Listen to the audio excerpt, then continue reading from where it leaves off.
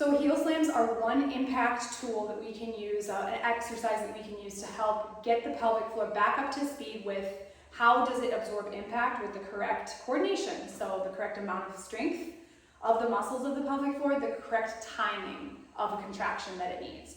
Now normally, this all happens in the background. You're not thinking about Kegling when you're running, and you shouldn't. That's supposed to be happening in the background. That's what those muscles do. But when we go through pregnancy and postpartum, a lot of times that system gets a little bit disrupted, and we need to gradually stair-step the pelvic floor back to like, what does that strength and coordination look like? So that's why we don't go right back to running or jumping right away. We layer in harder and harder tasks for the pelvic floor to make sure that we're ready. So heel slams is one great tool for that.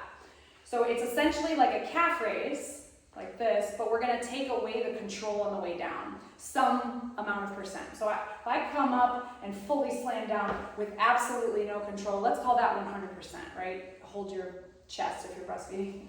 And then if I come down with full control, let's call that 0%. So let's go find somewhere in there, 30-50% to start, where I am coming down on my heels a little bit. You can hear, it's like a little bit of a slam, but it's not a full, okay? So a little bit of a lack of control on the descent of that calf raise.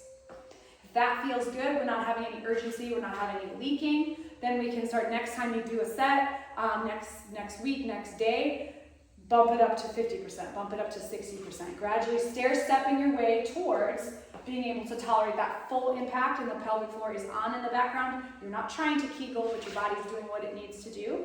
If you do feel any urgency or leaking with this exercise, we want to note how many reps was that. Like, okay, I felt urgency at rep number 5.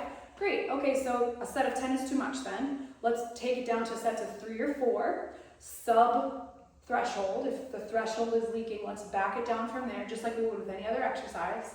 And let's train sets of 3 or 4. And then let's take a rest break. After my 3 reps, take a rest break, relax the pelvic floor, take some 360 breaths through here, and then let's hit another set of 3 to 4, right? So we're training the pelvic floor just like we train another muscle group. And this is one great exercise among many for impact retraining.